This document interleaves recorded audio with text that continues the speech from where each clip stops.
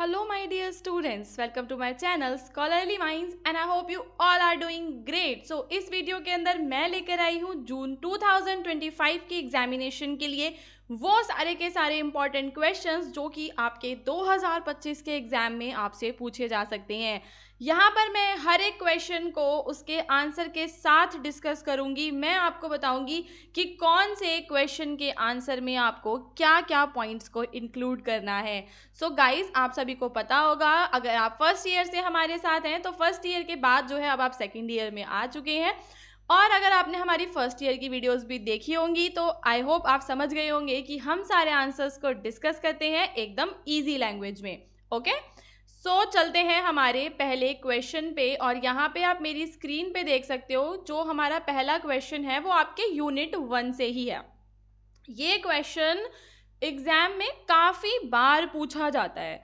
So question है क्या ये, discuss the determinants of India's foreign policy. India जो है, इंडिया की फॉरेन पॉलिसी को डिटरमाइन करने वाले, यानी कि हमारा जो देश भारत है वो अपनी जो फॉरेन पॉलिसी है उसमें किन किन चीज़ों को इंक्लूड करेगा, वो क्या है, उनके बारे में यहाँ पे आपको बताना है। तो सबसे पहले अपने आंसर के इंट्रोडक्शन में आप क्या लिखेंगे? किसी भी आंसर में जो है 3 चीज़ें इंपॉर्टेंट होती हैं। पहली चीज़ इंट्रोडक्शन, दूसरा आंसर की बॉडी, और तीसरा कंक्लूजन। इंट्रोडक्शन हमेशा छोटा होता है और हम देखेंगे कि जो भी महत्वपूर्ण जानकारी है वो इंट्रोडक्शन में डेफिनेशंस वगैरह आप दे सकते हैं।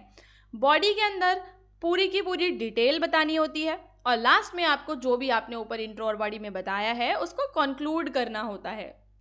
सो यहाँ पर हम देखेंगे इंट्रोडक्शन क्या रहेगा आपके इस क्वेश्चन का। अगर आपका कोई भी क्वेश्चन इंडिया की फॉरेन पॉलिसी के डिटर्मिनेंट से रिलेटेड आ जाता है तो आप बताएंगे India's foreign policy is shaped by many important things, these things are called determinants. तो यही जो चीज़ें हैं, क्या कह रहा है ये कह रहा है कि इंडिया की जो फॉरेन पॉलिसी है, फॉरेन पॉलिसी का मतलब पहले आप समझ लो। फॉरेन पॉलिसी का मतलब होता है कि इंडिया कैसे दूसरी कंट्रीज के साथ डील करता है, ये होता है फॉरेन पॉलिसी का मतलब। अब इंडिया की जो फॉरेन पॉलिसी है वो कई सारी इंपॉर्टेंट चीज़ों से डिटरमाइन होती है। उन्हीं इंपॉर्टेंट चीज़ों को हम कहते हैं determinants, and they work together and decide how India acts with the rest of the world. और हम क्या देखते हैं कि ये सभी एक साथ काम करते हैं और ये डिसाइड करेंगे कि कैसे जो इंडिया है वो वर्ल्ड की जो बाकी कंट्रीज़ हैं उनके साथ काम करेगा, क्या इंडिया का उन कंट्रीज़ के साथ रिलेशनशिप रहने वाला है। सो यहाँ पे मैंने आपको इंट्रो में थोड़ा सा ज़्यादा टाइम दिया है समझने के लिए, क्योंकि अगर आप समझ जाते हो ना कि डिटर्मिनेंट्स क्या होते हैं, फॉरेन पॉलिसी क्या होती है, तभी तो आप अपना आंसर लिख पाओगे ना। देखो, फॉरेन पॉलिसी बहुत ही सिंपल वैसे एक तरीके का टॉपिक है, बट कई बच्चों को डिफिकल्ट लगता है। सो अब हम यहाँ पे देखेंगे कि क्या क्या डिटर्मिनेंट्स होते हैं। डिटर्मिनेंट्स होते हैं आपके real life facts and conditions that India can not easily change. अब यहाँ पे what India can do and can not do in world affairs, how free और dependent India is on other countries, whether India can be a leader in the world. तो ये सारे के सारे जो क्वेश्चंस हैं, ये जो है ये आपको अपने आंसर में नहीं लिखना है, ये मैंने सिर्फ समझाने के लिए लिया है कि हम यहाँ पे ये समझेंगे कि इंडिया क्या कर सकता है, क्या नहीं कर सकता, क्या इंडिया दूसरे देशों पर डिपेंडेंट है, क्या इंडिया एक दिन वर्ल्ड का लीडर कंट्री बन जाएगा। तो ये सारी चीज़ें यहाँ पर हम डिस्कस करते हैं। अब यहाँ पे हम क्या देखते हैं कि ये जो रहते हैं ना आपके, ये सारी जो चीज़ें रहती हैं, अब ये हम यहाँ पे इसको बात करेंगे इनकी, just a minute. Okay, so some determinants are permanent. अब यहाँ पे 2 चीज़ें आपको समझनी है। कुछ ऐसे डिटर्मिनेंट्स होते हैं जो परमानेंट होते हैं। अब एक बात मुझे ये बताओ कि कोई ऐसी कंट्री हो जो चारों तरफ से, उसमें समुद्र से वो घिरी हुई, 3 तरफ से 2 तरफ से घिरी हुई है मान लो, तो वो कंट्री अपनी फॉरेन पॉलिसी उसकी हमें अलग देखने के लिए मिलेगी। कोई ऐसी कंट्री है जो किसी बहुत ही ज़्यादा टेररिस्ट वाली कंट्री के पास है, तो उसको अपने बॉर्डर पे दूसरी नीतियाँ अपनानी पड़ेंगी। तो हर एक कंट्री का जो उसका ज्योग्राफी होता है, उस कंट्री की हिस्ट्री, उसके नेचुरल रिसोर्सेज, ये सारी चीज़ें उस कंट्री की फॉरेन पॉलिसी को डिटरमाइन करते हैं। जैसे कि हम अगर बात करें, जैसे मान लो रशिया हो गया आपका, और ये आपका सऊदी अरेबिया हो गया। तो यहाँ पे ना ऑयल हमें देखने के लिए मिलता है कि ऑयल के जो ये आपके कुएँ हैं तेल के, ये बहुत ज़्यादा इनके पास हैं। तो इनकी फॉरेन पॉलिसी में हम क्या देखेंगे कि ये दूसरे देशों के साथ ना इम्पोर्ट एक्सपोर्ट के रिलेशंस बना रहे होंगे। तो कई सारे देखो ऐसे डिटर्मिनेंट्स होते हैं जो परमानेंट होते हैं। परमानेंट का मतलब ये है कि वो चेंज नहीं होने वाले। इंडिया की ज्योग्राफी क्या कभी चेंज हो जाएगी? जो इंडिया की नेबर कंट्रीज हैं वो तो चेंज नहीं होंगी। अब इंडिया की एक नेबर कंट्री पाकिस्तान भी है, एक चाइना भी है, एक भूटान जैसी कंट्री भी है। तो हर एक कंट्री के साथ इंडिया का रिलेशन अलग है। तो यहाँ पर हम देखते हैं कि फॉरेन पॉलिसी में आपके नेबर्स कौन है, वो भी एक बड़ा फैक्टर रहता है। फिर आपके देश का इतिहास जो होता है, हमारे देश में हमने क्या देखा कि ब्रिटिश रूल रहा हमारे देश में, हमने आज़ादी के लिए लड़ाई करी। तो ये सारी चीज़ें भी तो हमारी फॉरेन पॉलिसी को कहीं ना कहीं अफेक्ट करती हैं, क्योंकि अब हम नहीं चाहेंगे ना कि वापस से हमारे देश में किसी और का शासन आ जाए। हमारी जो वैल्यूज़ होती हैं, हमारा जो वे ऑफ लाइफ है, वो भी हमारी फॉरेन पॉलिसी को डिटरमाइन करता है। जैसे कि आप देखोगे कि योगा वगैरह जो होता है इंडिया का बाहर की कंट्रीज़ में, हमारे जो इस्कॉन जो टेम्पल्स हैं, और ये सब चीज़ भी हम देख रहे हैं कि बाहर की कंट्रीज़ में फैल रहा है।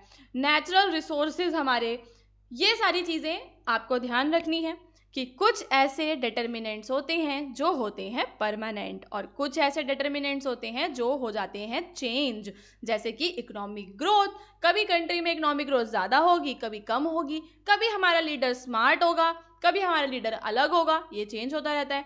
डोमेस्टिक सिचुएशन कैसी है, हो सकता है कि उस टाइम इंडिया में कोई जो है घरेलू जो डोमेस्टिक वायलेंस कुछ चल रहा हो इंडिया में, देश के अंदर कुछ मिलिट्री पावर्स रिलेटेड। तो ये सारे आपके डिटर्मिनेंट्स होते हैं that can change over time. अब हम यहाँ पे, ये हमारा इंट्रोडक्शन हो गया आंसर का। ओके गाइज, नाउ अब हम यहाँ पर अपने आंसर में क्या लेंगे, उनको डिस्कस करेंगे सारे डिटर्मिनेंट्स को। ठीक है, ये बुक में भी दिए हुए थे। सबसे पहले हमारे क्या आ जाते हैं, ज्योग्राफिकल फैक्टर्स आ जाते हैं। ज्योग्राफिकल फैक्टर का मतलब होता है कि जैसे इंडियन ओशन की आप बात कर लो, है ना, तो क्या क्या आसपास ज्योग्राफी कैसी है। तो India's location is very important when it's come to foreign policy. तो जब मैं बात करती हूँ फॉरेन पॉलिसी की, तो इंडिया की लोकेशन बहुत ही ज़्यादा इंपॉर्टेंट है। It is in south Asia and shares borders with countries like China, Pakistan, Nepal and Bangladesh. इनके साथ इंडिया बॉर्डर शेयर करता है। India is also surrounded by the Indian Ocean. This means that India plays an important role in both land and sea politics. तो यहाँ पर हमने क्या चीज़ समझी, हमने ये समझा कि हमारे देश भारत का लैंड पॉलिटिक्स, सी पॉलिटिक्स दोनों में ही एक बड़ा रोल है। नेबर्स की बात करें तो हमारे जो रिलेशनशिप्स हैं वो कॉम्प्लिकेटेड हैं, स्पेशली पाकिस्तान और चाइना के साथ हमारे बॉर्डर इश्यूज रहते हैं। और स्ट्रेटेजिक हमारी लोकेशन है, यानी कि हमारे को मैरी टाइम सिक्योरिटी पे भी ध्यान देना होता है। सी रूट्स वगैरह जो हैं वो हमारे लिए इम्पॉर्टेंट हैं, क्योंकि मैरी टाइम जो है, जो सी रूट्स हैं, वो हमें ग्लोब में, मतलब बाहर की जो कंट्रीज हैं उनके साथ व्यापार करने में सहायता करते हैं। दूसरे होते हैं हमारे इकोनॉमिक फैक्टर्स। इकोनॉमिक फैक्टर्स का मतलब है कि कितनी हमारे देश की इकोनॉमी ग्रो कर रही है, कितना हम दूसरे देशों के साथ ट्रेड कर रहे हैं, ये सारा इसके अंदर आता है। तो जैसे जैसे इकोनॉमी ग्रो करती है, कंट्री के पास ज़्यादा पावर आती है। अब किसी भी देश के पास ज़्यादा पावर होगी तो वो ग्लोब में उसका इन्फ्लुएंस भी ज़्यादा होगा, वो ग्लोबल इकोनॉमी को ज़्यादा इन्फ्लुएंस कर पाएगा। इंडिया ट्रेड एग्रीमेंट्स करता है, इन्वेस्टमेंट अट्रैक्ट करता है दूसरी कंट्रीज से। फिर यहाँ पे रिसोर्सेज की बात होगी, जैसे कि हमारी नीड है ऑयल, एनर्जी, टेक्नोलॉजी, हम क्या करते हैं कि ये सारा दूसरी कंट्रीज से इंपोर्ट करते हैं। So foreign policy decisions are often made to secure these resources. तो हम कैसे दूसरे देशों के साथ कैसे समझौते करेंगे, एक सिंपल सी बात बताओ। क्योंकि हमारे पास हमें रिसोर्सेज चाहिए उन देशों से, तो हमें उनके साथ जो है अपना रिलेशन अच्छा रखना होगा, ऐसे समझौते करने होंगे जिससे हमें फ़ायदा हो सके और वो देश हमारे देश में एक्सपोर्ट करें अपना सामान, ताकि हमारी ज़रूरतें पूरी हो सकें। तो यहीं से हम बात करते हैं कि हम ऐसे रिलेशनशिप्स बनाते हैं उनके साथ कि हम इन रिसोर्सेज को सिक्योर कर सकें। Okay, so these resources are very necessary for the India development, हमारे देश के डेवलपमेंट के लिए भी ज़रूरी है। आई होप कि आपको डिटर्मिनेंट समझ में आ रहा होगा। फिर हम यहाँ पे बात करेंगे हिस्टोरिकल एंड कल्चरल फैक्टर्स की। So India history and culture play a big role in its foreign policy.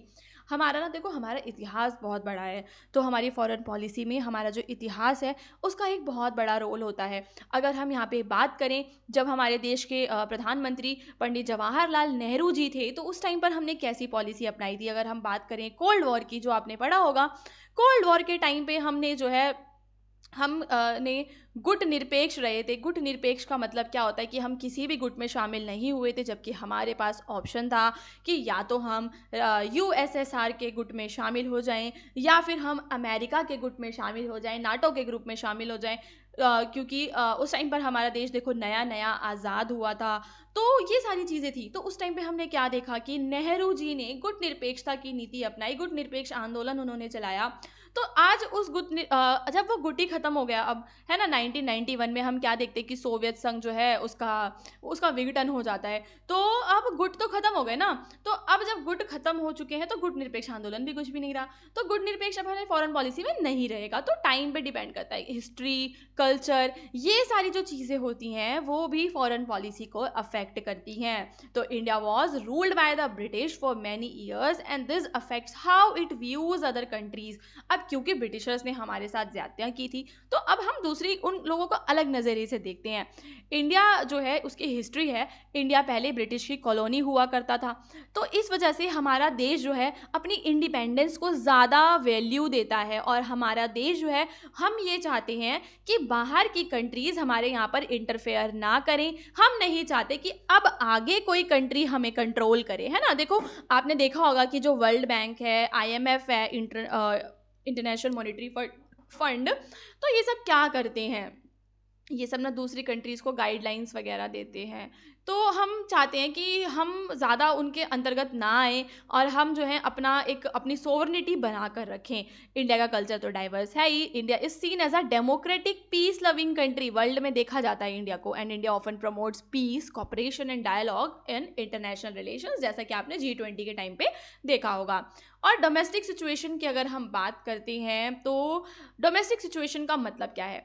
इसका मतलब है what is happening inside the country, देश के अंदर क्या हो रहा है, how it behaves in the world. If there is a political stability, अगर हम देखेंगे कि हमारे देश की राजनीति में स्थिरता है, मतलब देख रहे हो अभी कुछ समय से हम क्या देख रहे हैं, 2014 के बाद से राजनीति में स्थिरता है, बार बार नरेंद्र मोदी जी प्रधानमंत्री बन रहे हैं, तो यहाँ पे हमें स्टेबिलिटी देखने के लिए मिल रही है, पीस देखने के लिए मिल रहा है हमारी कंट्री में।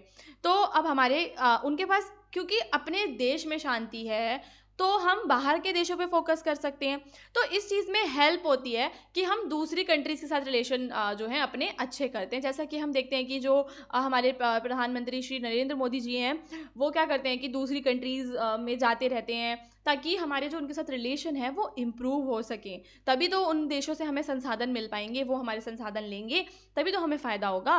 ठीक है, तो पॉलिटिकल स्टेबिलिटी जो है बहुत इंपॉर्टेंट होती है। India can engage more with other countries. तो अगर हमारे पास टाइम है, अब मान लो कि देश में एक गृह युद्ध चल रहा है, तो क्या मोदी जी के पास टाइम होगा कि वो दूसरे देश में जाके यहाँ पे यात्रा करें और उनके साथ फॉरेन अफेयर्स अच्छे करें? नहीं होगा ना।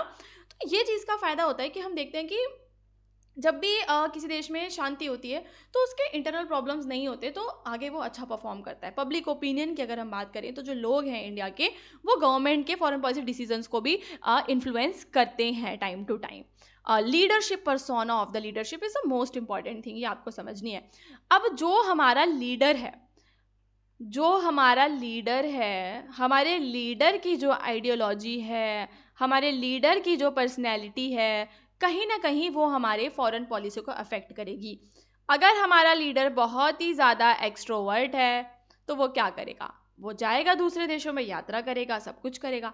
अगर हमारा लीडर इंट्रोवर्ट है, तो शायद ऐसा वो करे, पर कम मात्रा में करेगा। तो लीडर का जो पर्सोना है, वो भी आपके फॉरेन पॉलिसी में एक बहुत ही इंपॉर्टेंट फैक्टर है।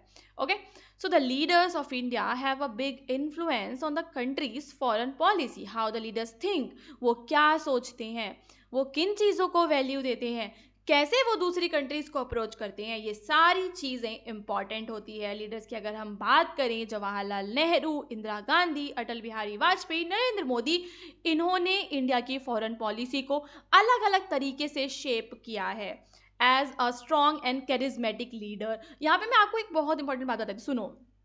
जो मेरे ना MPSC के ओल्ड वीडियोज़ हैं, इसी की प्लेलिस्ट का लिंक मैं दे दूँगी। वहाँ पे मैंने एक वीडियो में काफ़ी अच्छे तरीके से डिस्कस किया है जवाहरलाल नेहरू के टाइम वाली जो कहानी है सारी। तो आपको ना जवाहरलाल नेहरू जी से लेकर इंदिरा गांधी के टेन्योर तक मैंने डिस्कस किया हुआ है उस वीडियो में। तो मैं चाहती हूँ कि एक बेटर अंडरस्टैंडिंग के लिए आप लोग उसको भी देखें, ठीक है? वहाँ पे मैंने काफ़ी अच्छे तरीके से समझाया है। और एक मेरी वीडियो है जिसमें ना आपको MPSC का हैंड रिटन मिलेगा। हैंड रिटन, उसमें मैंने 2-3 क्वेश्चंस डिस्कस किए हैं, शॉर्ट आंसर्स हैं। आप उसको देख लीजिए, तो यहाँ से आपके और भी जो टॉपिक्स हैं वो कवर हो जाएँगे। क्योंकि देखो, एक चीज़ आप समझो कि जून 2023 की वो वीडियोज़ हैं, तो वो भी तो इम्पोर्टेंट ही है। वो भी तो मैंने प्रीवियस ईयर एनालाइज़ करके ही बनाया था। उसके बाद एक ही तो पेपर हुआ जून 2024 का, अब 25 का आ रहा है। तो वो वाले भी 2023 वाले जून वाले वीडियोज़ भी आपके लिए इम्पोर्टेंट हैं। आपको क्या करना है, आपको ज़्यादा से ज़्यादा टॉपिक्स को कवर करना है गाइस, ताकि आपके जब ज़्यादा टॉपिक कवर होंगे ना तो अच्छा एग्जाम आपका जाएगा। और वैसे भी देखो, सेकंड ईयर में आपको पूरे 8 एग्जाम देने हैं, तो अभी से पढ़ाई शुरू करो, बहुत अच्छा रहेगा आप सभी के लिए। अब जो है, लीडर की जो भी डिप्लोमेसी होती है, वो कैसे कनेक्शंस बनाता है, वो सब जो है इफेक्ट करता है फॉरेन पॉलिसी को। फिर आइडियोलॉजिकल प्री डायरेक्शंस, तो सरकार की क्या आइडियोलॉजी है, सरकार लेफ्ट विंग है, राइट विंग है। शुरुआत में हम देख रहे थे, जो मैंने आपको अभी बताया था कोल्ड वॉर के बारे में, तो अर्ली आइडियोलॉजी जो थी, नॉन अलाइनमेंट मूवमेंट जो हमने चलाया था। और अभी की अगर हम बात करें तो अब हमारा जो देश है वो economic growth, regional influence, military strength, इन सब पे ज़्यादा काम करता है। मोदी जी की जो सरकार है वो दूसरे देशों के साथ रिलेशन अच्छा करना चाहते हैं। USA हो, रशिया हो, जापान हो, सबके साथ वो रिलेशंस को अच्छा करना चाहते हैं। इंटरनेशनल में क्या हो रहा है, अब अगर आज इंटरनेशनल में कोई बड़ा इवेंट हो जाए तो वहाँ से भी तो फॉरेन पॉलिसी इन्फ्लुएंस होती है। तो India's foreign policy is also influenced by what is happening in the global environment. Global environment में क्या हो रहा है, उससे भी जो है हमारी फॉरेन पॉलिसी इफेक्ट होती है। कहीं पे वॉर हो रही है, नेचुरल डिजास्टर हो रहा है, तो वो हमारी फॉरेन पॉलिसी में चेंजेस लेकर आ सकते हैं। जैसे कि 9/11 को हम एक ग्लोबल इकोनॉमिक क्राइसिस कह सकते हैं। तो इंटरनेशनल रिलेशनशिप्स के अंदर जो है इंडिया को हर चीज़ पे आई रखनी होती है, हर चीज़ को समझना होता है। जैसे कि मैंने आपको बताया था कि आपको समरी भी बतानी है अपने आंसर से, सारे पॉइंट्स डिस्कस हो जाएंगे। So now let's sum up, क्या आएगा समरी में, सारा कुछ एक शॉर्ट में आपको डिस्कस करना है। So the factors that shape India's foreign policy set the framework for how the country interact with the world. तो इंडिया की फॉरेन पॉलिसी के सारे फैक्टर्स एक फ्रेमवर्क तैयार करते हैं कि कैसे जो देश है वो दुनिया के साथ इंटरेक्ट करेगा। While these factors can limit India's action, they also allow space for creative solutions. For example, Japan and Singapore have faced challenges due to their size or resources but earned respect in the world. हम क्या देखते हैं, Japan जैसी जो country है उसकी इतनी respect है वर्ल्ड में। तो बहुत मतलब फॉरेन पॉलिसी जो होती है ना वो इफेक्ट करती है कि आपको दुनिया कैसे देखेगी आपके देश को। India is lucky to have natural advantage, India lucky है, इंडिया के पास नेचुरल एडवांटेज है that can help it become a global power. India भी आज जो है हम कह सकते हैं ग्लोबल पावर बन सकता है। पुअर लीडरशिप की वजह से हमने डिफीट तो सहे हैं 1962 चाइना के साथ, पर वो हमारे लिए एक लेसन था। But since then India has made a great progress and now is on its way to gaining more respect. और अब इंडिया और रिस्पेक्ट ले रहा है।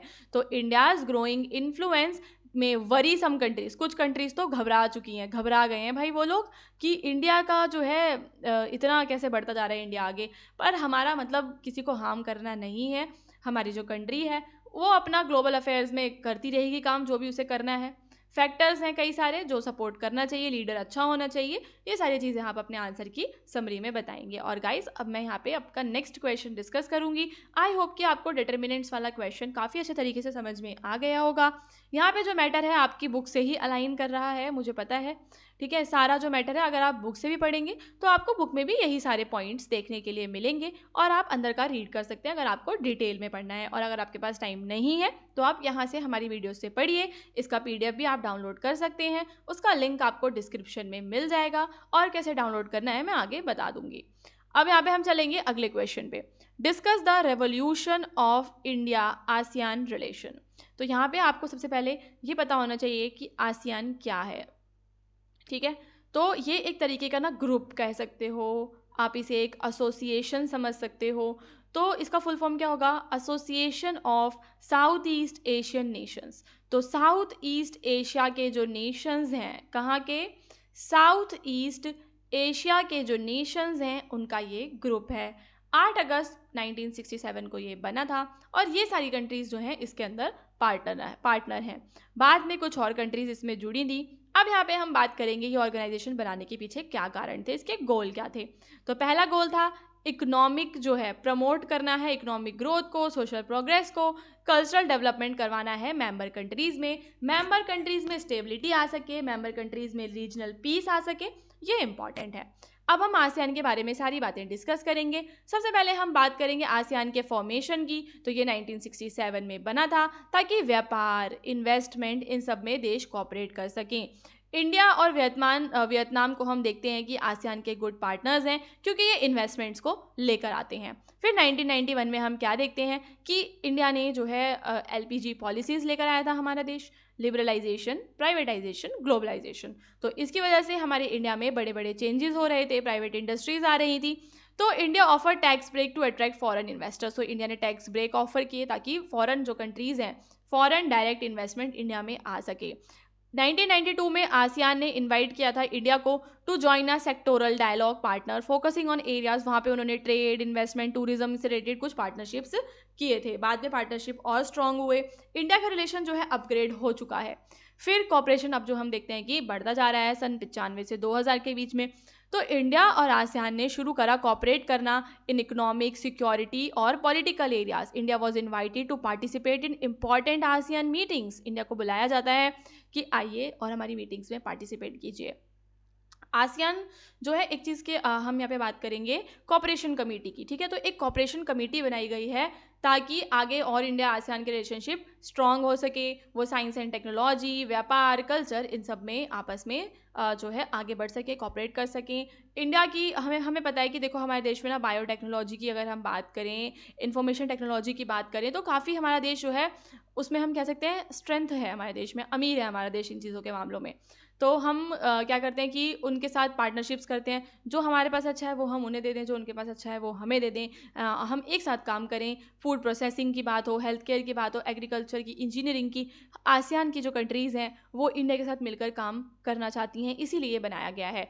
एक और चीज़ है इंडिया आसियान फंड। तो एक स्पेशल फंड है जो क्रिएट किया गया है सारे प्रोजेक्ट्स को सपोर्ट करने के लिए। मान लो कि आसियान कंट्रीज़ और इंडिया के बीच में कोई ब्रिज बन रहा है, कोई रोड बन रही है ना, या फिर कुछ और नया बन रहा है, टूरिज्म से बन रहा है, एनवायरनमेंट के लिए वो कुछ करना चाहते हैं, तो वो इस फंड में से पैसा ले सकते हैं। एजुकेशन और कल्चरल एक्सचेंजेस हम देखते हैं। तो India and ASEAN setup scholarship and fellowship, ठीक है। वहाँ के लोग हमारे देश में आके पढ़ाई कर सकते हैं, हमारा देश उन्हें स्कॉलरशिप्स देता है, हमारे देश के लोग भी वहाँ पे जा सकते हैं पढ़ाई करने के लिए, एक बेटर अंडरस्टैंडिंग के लिए। ओवरऑल ग्रोथ की बात करें तो जो रिलेशनशिप है इंडिया और आसियान का वो काफ़ी ज़्यादा स्ट्रॉन्ग हुआ है। दोनों साइड्स एक साथ काम करते हैं एंड कई सारे इश्यूज़ होते हैं, इकॉनमी, सिक्योरिटी और कल्चर, ऐसे इश्यूज़ पर वो डिस्कस भी करते हैं। आई होप कि आपको दोनों क्वेश्चंस अच्छे से समझ में आए होंगे। अगर आपको वीडियो अच्छा लगा हो तो लाइक ज़रूर करके जाना। डिस्क्रिप्शन में मेरे व्हाट्सएप चैनल का लिंक है, उसे ज़रूर ज्वाइन कर लीजिए। जब भी लाइव क्लास आएगी, कुछ भी नया आएगा तो वहाँ पे हम आपको अपडेट करेंगे। एक और इम्पॉर्टेंट बात वो ये है कि जो मेरे पुराने वीडियोज़ हैं, अगर आप लोग चाहें तो उन्हें भी देख सकते हैं। उसमें जो भी टॉपिक्स आपको आसान लगे, समझ में आए, आप उनके शॉर्ट नोट्स बना सकते हैं, ठीक है। इससे आपकी पढ़ाई काफ़ी अच्छे तरीके से हो जाएगी। ध्यान रखना आर्ट पेपर है तो मेहनत भी ज़्यादा करनी है।